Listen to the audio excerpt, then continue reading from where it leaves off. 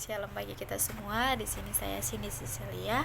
Saya akan melaporkan hasil bacaan saya dari buku S. De Jong, Khotbah Persiapan Isi dan Bentuk dari halaman 11 sampai halaman 55. Yang pertama ada khotbah dan pengkhotbahnya. Nah, pengkhotbah di sini kita memahami bahwa ia merupakan salah satu cara yang digunakan untuk menyampaikan atau memberitakan Injil. Nah, bisa dikatakan khotbah itu merupakan metode, tapi ia hanyalah salah satu cara, bukanlah satu-satunya cara. Jadi selain khotbah masih banyak cara yang lainnya lagi digunakan dalam menyampaikan Injil. Nah, ada beberapa ciri-ciri yang dimiliki di dalam khotbah untuk membantu kita lebih mengetahuinya. Yang pertama ada kabar kesukaan. Nah, khotbah itu memiliki suatu ciri-ciri yang dimana kabar kesukaan atau kabar sukacita yang dimana kita peroleh dari kitab suci. Jadi di dalam khotbah ini harus ada nada-nada bergema, nada-nada kabar kesukaan cita ini. Dalam si pengkhotbah ini harus dapat memahami kebutuhan jemaat itu agar kabar kesukaan ini lebih nyata nampak di dalam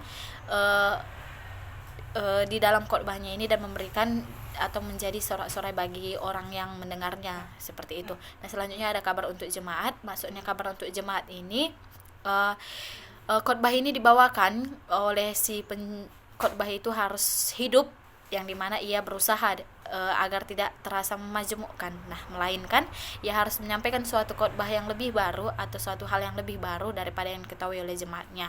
Ada kabar untuk sehari-hari. Khotbah ini memiliki ciri-ciri yang dimana firman Tuhan itu telah diberikan untuk manusia dalam kehidupan sehari-hari untuk menjawab berbagai pertanyaan-pertanyaan yang ada di dalam hidupnya yang berbentuk variasi dalam penyorotan suka maupun dukanya. Ada kata ajakan yang pastinya khotbah ini mengajak seseorang untuk mengetahui atau paham akan apa yang dimaksud dari pengetahuan yang pastinya berguna. Pengkhotbah yang kedua itu ada pengkhotbah. Pengkhotbah itu adalah orangnya atau oknumnya yang melakukan pemberitaan Injil tersebut. Pada umumnya ada itu seperti pendeta, pembantu pendeta atau pelayanan Tuhan yang berkhotbah, atau juga ada penatua-penatua yang pastinya sudah memiliki pendidikan yang terkhusus di dalam tugasnya tersebut tadi. Nah, lalu ada pengkhotbah itu juga merupakan siapa pengkhotbah itu? Ia merupakan orang yang dipanggil dari majelis gereja. Yang pertama itu ada unsur pemanggilannya itu adalah pendeta, seperti itu.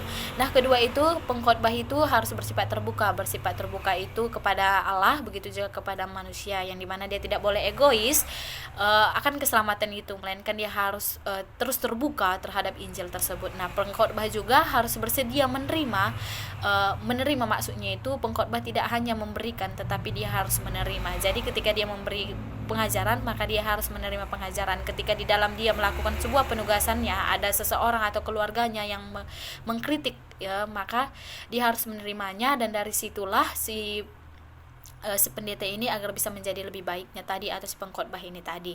Nah, pengkhotbah tidak bisa memiliki pemikiran yang buruk atau memiliki rasa yang bingung, karena sebenarnya khotbah itu yang dia bawakan itu harus sesuai dengan kesaksiannya. Jadi yang pastinya lebih mudah dikatakan daripada dilaksanakan. Ada juga mencari nats. Nats itu adalah sebuah ayat yang dibutuhkan oleh si pengkhotbah, yang dimana yang akan ia beritakan atau khotbahkan. Nah, jadi nats itu merupakan salah satu persiapan khotbah. Nah, ada di berbagai jemaat nats itu sudah ditentukan di awal, ada juga yang belum. Akan lebih baiknya untuk membantu si pengkhotbah lebih mudah dalam melakukan tugasnya, kita lebih baik nats ini ditentukan terlebih dahulunya, yang dimana dalam menentukannya kita harus memperhatikan hubungannya dengan kitab suci, karena kitab suci ini merupakan dasar dari segala-galanya. Begitu juga dasar untuk berkhotbah, karena jika seseorang sering atau teratur membaca kitab, maka ia juga akan menemukan suatu hal yang lebih menarik lagi, dan pastinya berkesinambungan yang akan dia dapatkan. Begitu juga tahun-tahun gereja ini di dalam hal ini sangatlah dapat menolong untuk melaksanakan nats yang lebih sesuai dan tertata. Misalnya tahun gereja ini yang kita ketahui bahwa di dalamnya itu ada tindakan keselamatan seperti Advent, Natal, sesudah Natal, Paskah, dan yang lainnya seperti Pentakosta juga. Nah, tahun ini gereja ini jika dilakukan dengan teratur, maka memberikan banyak gagasan dalam memilih nats untuk khotbah pengalaman, begitu juga keperluan jemaatnya. Nah, nats ini harus dipilih dan disesuaikan dengan pengalaman-pengalamannya agar lebih mudah dalam pemberitaannya atau pengajarannya. Sebab khotbah haruslah dibawakan, sebab khotbah itu kan dia merupakan satunya yang pasti lebih mudah dikatakan, jadi harus berhubungan dengan pengalaman gitu. Begitu juga bahannya juga harus berhubungan, berkesinambungan antara satu sama lainnya, yang dimana akan membangun jemaat dalam pengertian dan kepercayaannya. Begitu juga dalam sumber-sumbernya. Nah, sesudah kita menentukan, kita akan menemukan nats tadi. Nah, syarat yang dipenuhi dalam nats yang sudah ditemukan itu, yang pertama,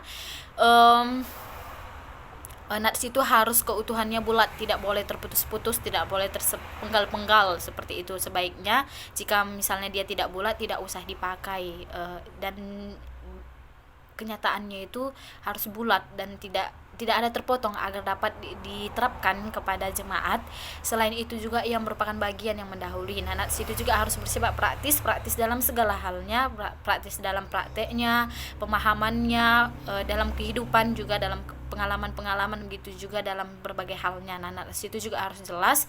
Maksudnya jelas itu dapat dipertanggungjawabkan, karena pada intinya jika memilih nats yang dapat dipertanggungjawabkan merupakan fase yang menentukan persiapan khotbah itu sangatlah matang, seperti itu.